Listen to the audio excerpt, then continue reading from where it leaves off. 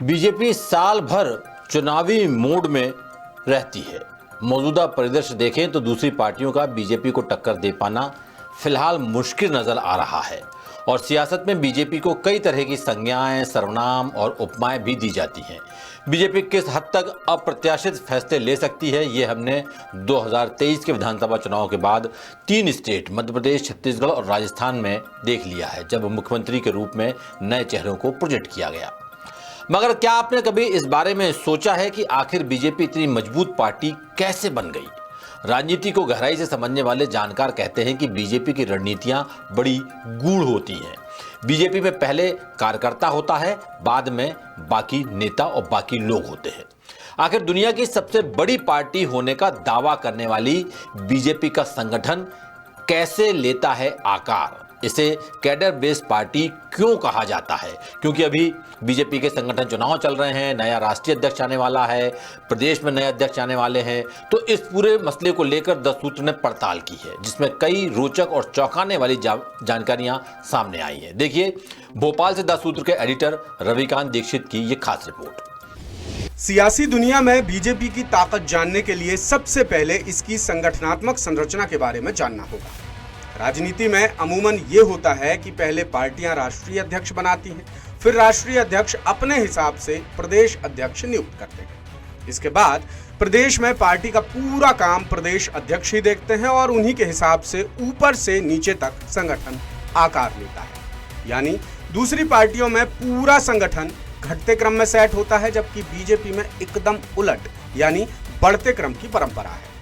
कहने का मतलब यह है कि बीजेपी सबसे पहले कार्यकर्ताओं की पूछ परख करती है और इन्हीं में से राष्ट्रीय स्तर के नेता तैयार होते हैं। अब बीजेपी को कैडर बेस्ड पार्टी क्यों कहते हैं, ये भी जान लेते हैं। दरअसल बीजेपी की सबसे बड़ी ताकत है संगठन कौशल। यहाँ कार्यकर्ताओं को न केवल सर्वोपरि माना जाता है, बल्कि इन बातों पर जमीनी स्तर पर अमल भी होता है। चुनाव में सबसे छोटी इकाई होती है बूथ, और इसी आधार पर बीजेपी ने अपना संगठन तैयार किया है। बीजेपी संगठन में सबसे पहले बूथ समितियों के चुनाव होते हैं, फिर बूथ समिति के सदस्य मिलकर अपना बूथ अध्यक्ष चुनते हैं। इसके बाद नंबर आता है वार्ड अध्यक्ष का। पूर्व समितियों के अध्यक्ष वार्ड अध्यक्ष चुनते हैं। बूथ अध्यक्ष और वार्ड अध्यक्षों के चुनाव के बाद नंबर आता है मंडल अध्यक्षों का, जिन्हें बूथ अध्यक्ष, वार्ड अध्यक्ष, स्थानीय नेताओं और जनप्रतिनिधियों की सहमति और सामंजस्य से चुना जाता है। फिर मंडल अध्यक्ष मिलकर नगर अध्यक्ष का चुनाव करते हैं, जिसमें पार्टी के तमाम बड़े नेताओं, विधायकों और सांसदों की राय ली जाती है। फिर जिलाध्यक्ष चुनने की बारी आती है, जिसे बीजेपी में सबसे बड़ा टास्क माना जाता है। मौजूदा दौर में बीजेपी का जिलाध्यक्ष बनना किसी फर्स्ट क्लास ऑफिसर बनने से कम नहीं है। जिलाध्यक्ष चुनने के लिए सांसद से लेकर विधायक, नगर अध्यक्ष, मंडल अध्यक्ष और तमाम बड़े नेताओं के बीच लंबी रायशुमारी होती है। जिस तरह चुनाव में टिकटों का बंटवारा होता है, उसी तरह की रणनीति जिला अध्यक्ष चुनने के लिए अपनाई जाती है। हर जिले से 3 नामों का पैनल तैयार होता है, फिर सबकी एक राय होने के बाद जिला अध्यक्ष चुना जाता है। आखिर में बारी आती है प्रदेश अध्यक्ष चुनने की, जिसकी प्रोसेस बड़ी कठिन होती है, क्योंकि इसमें बूथ लेवल से दिल्ली दरबार तक का सीधा दखल होता है। यानी प्रदेश अध्यक्ष के लिए मुख्यमंत्री से लेकर तमाम कैबिनेट मंत्रियों, केंद्रीय मंत्रियों, सांसदों और संगठन के बड़े नेताओं से बातचीत की जाती है। फिर 3 नामों का पैनल दिल्ली भेजा जाता है, जहां से राष्ट्रीय नेतृत्व की मोहर के बाद कोई एक नाम फाइनल होता है।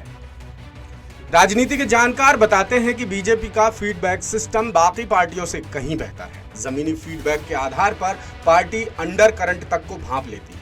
शक्ति केंद्र जैसा नया कॉन्सेप्ट पार्टी को और ज्यादा धार देता है। बीते 1 साल में मध्य प्रदेश, राजस्थान, छत्तीसगढ़, हरियाणा और महाराष्ट्र विधानसभा चुनाव और लोकसभा चुनाव में बीजेपी ने संगठन के बूते ही बड़ी बड़ी जीत दर्ज की है। इसमें हर इकाई की अपनी जिम्मेदारी तय होती है और फिर कार्यकर्ता उसे पूरी शिद्दत के साथ निभाने में जुट जाते हैं।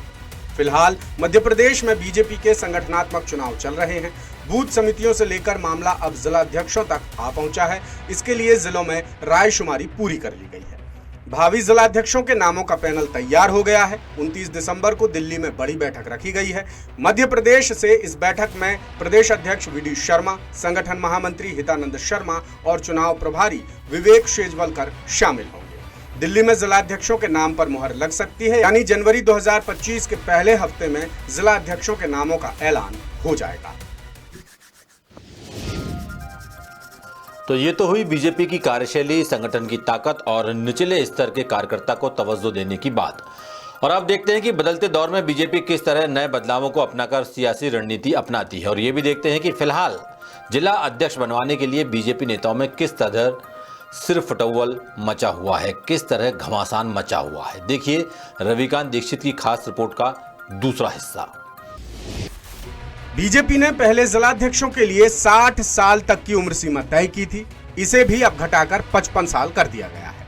बीजेपी ने संगठन को डिजिटल और टेक फ्रेंडली बनाने की दिशा में भी बड़े और कड़े कदम उठाए हैं। संगठन ऐप के जरिए बूथ समितियों से लेकर प्रदेश स्तर तक की एक्टिविटीज डिजिटली रिकॉर्ड की जा रही हैं। बैठकें, नेताओं के प्रवास और बाकी कार्यक्रम सीधे संगठन ऐप पर अपडेट हो रहे हैं। इस नई तकनीकी संरचना को देखते हुए बीजेपी ने यह तय किया है कि मंडल और जिला अध्यक्ष तकनीकी रूप से सक्षम होने चाहिए। साथ ही व्हाट्सएप प्रमुख जैसे नए पदों का गठन किया जा रहा है ताकि डिजिटल संचार को मजबूत बनाया जा सके। बीजेपी के संगठनात्मक रूप से 60 जिले मध्य प्रदेश में हैं। इनमें से 12 जिलों के ऐसे अध्यक्ष हैं जिनकी नियुक्ति को अभी 1 साल भी पूरा नहीं हुआ है। इन जिलों में सर्वसम्मति बनने पर वर्तमान अध्यक्षों को दोबारा मौका दिया जा सकता है। इधर कुछ मंत्री भी अपने नेताओं को जिलाध्यक्ष बनाने के लिए जोड़ तोड़ कर रहे हैं। इनमें रायसेन जिले का नाम तेजी से उभरा है। यहाँ जिलाध्यक्ष को लेकर भारी खींचतान चल रही है। इसी तरह कुछ और जिलों से भी खबर है जहां जिलाध्यक्षों के मामले में तगड़ा पैंच फंसा हुआ है। इनमें भोपाल से लेकर बालाघाट तक के जिले शामिल हैं। अब कुछ मामले आपको बताते हैं। जैसे राजधानी में मंत्री और सांसद आमने सामने हैं। सूत्र बताते हैं कि भोपाल में मंत्री विश्वास सारंग, कृष्णा गौर और सांसद आलोक शर्मा अपने अपने समर्थकों को जिलाध्यक्ष के पद पर बैठाने के लिए सक्रिय हैं। यहाँ पार्टी में गुटबाजी तेज हो गई है, जिससे चुनाव प्रक्रिया में रुकावट पैदा हो रही है। इसी तरह सागर में नेतृत्व की खींचतान मची हुई है। मंत्री गोविंद सिंह राजपूत और पूर्व मंत्री गोपाल भार्गव और भूपेंद्र सिंह के बीच टकराव जारी है। ये संघर्ष संगठन में आंतरिक असंतोष को उजागर करता है। इसी तरह ग्वालियर और गुना में ज्योतिरादित्य सिंधिया की पकड़ है। ग्वालियर ग्रामीण और नगर के साथ गुना, शिवपुरी और अशोकनगर में केंद्रीय मंत्री ज्योतिरादित्य सिंधिया अपनी पसंद का जिलाध्यक्ष बनवाना चाहते हैं। इसे लेकर भी खींचतान जारी है। टीकमगढ़ में वीरेंद्र कुमार बनाम बाकियों की जंग चल रही है। केंद्रीय मंत्री डॉक्टर वीरेंद्र कुमार खटीक अपने संसदीय क्षेत्र के सभी जिलों में अपनी पसंद के जिलाध्यक्ष बनवाना चाहते हैं। उनकी इस कोशिश का बाकी नेता विरोध कर रहे हैं। बालाघाट में परिवारवाद का आरोप लग रहा है। पूर्व मंत्री गौरी शंकर बिसेन अपनी बेटी मौसम बिसेन को लेकर जमकर लॉबिंग कर रहे हैं। पूर्व मंत्री रामकिशोर कांवरे खुद जिलाध्यक्ष बनने की दौड़ में शामिल हैं। जबलपुर और छिंदवाड़ा में असहमति। जबलपुर में अजय विश्नोई, प्रभास साहू और मंत्री राकेश सिंह के बीच मतभेद तेजी से उभर कर सामने आए हैं। वहीं छिंदवाड़ा में सांसद बंटी साहू और पूर्व मंत्री चौधरी चंद्रभान सिंह के बीच सियासी टकराव जारी है। रीवा और सतना में उठी नेतृत्व परिवर्तन की मांग। रीवा में मौजूदा जिलाध्यक्ष डॉक्टर अजय सिंह पटेल को प्रदेश अध्यक्ष वी.डी. शर्मा का समर्थन है, लेकिन उप मुख्यमंत्री राजेंद्र शुक्ल और सांसद जनार्दन मिश्रा नए जिलाध्यक्ष बनाने की मांग कर रहे हैं। सतना में सांसद गणेश सिंह और मंत्री प्रतिभा बागरी के बीच भी सहमति नहीं बन पा रही। और आखिर में ग्वालियर चंबल अंचल में खींचतान। ग्वालियर, भिंड, मुरैना, श्योपुर, शिवपुरी और दतिया जैसे जिलों में केंद्रीय मंत्री ज्योतिरादित्य सिंधिया और विधानसभा अध्यक्ष नरेंद्र सिंह तोमर के खेमों के बीच रस्साकशी चल रही है। शिवपुरी में यशोधरा राजे सिंधिया और दतिया में डॉक्टर नरोत्तम मिश्रा अपनी पसंद के जिला अध्यक्ष बनाने के लिए जोर लगा रहे हैं। और उधर सतना बीजेपी में जिला अध्यक्ष को लेकर जो मचा है घमासान, उसके बारे में तो आपको पता चल ही गया होगा। और नहीं मालूम तो तत्काल हमारी वेबसाइट www.daसूत्र.com इसको खोलकर पढ़िए। पूरी खबर विस्तार से आपको पता चलेगा कि सतना में कैसे संगठन मजबूत हो रहा है। और संगठन चुनाव के बीच यहीं सतना जिले में एक हम आपको बता दें, आपको हिंट दे देते हैं कि एक व्हाट्सएप चैट आ गई है जो घूम रही है और यहाँ भोपाल मुख्यालय तक, दिल्ली मुख्यालय तक बीजेपी की पहुँच गई है। और इससे बीजेपी की सियासत में हड़कंप मचा हुआ है और इस चैट में कई अश्लील बातें हैं। हालांकि ये साफ नहीं हो पा रहा है कि चैट किन दो नेताओं के बीच की है। उसमें हालांकि नाम है, लेकिन सूत्र ने भी उन नामों को इसलिए उजागर नहीं किया कि अभी पुष्टि नहीं हुई है। लेकिन इसमें कई और चौंकाने वाले खुलासे हैं जो आप जरूर पढ़िएगा। लेटेस्ट, इन्वेस्टिगेटिव और इन डेप्थ खबरें देखने के लिए ज्वाइन कीजिए द सूत्र का व्हाट्सएप चैनल, सब्सक्राइब कीजिए यूट्यूब चैनल, लाइक कीजिए फेसबुक पेज और पढ़ते रहिए वेबसाइट www.dasudr.com।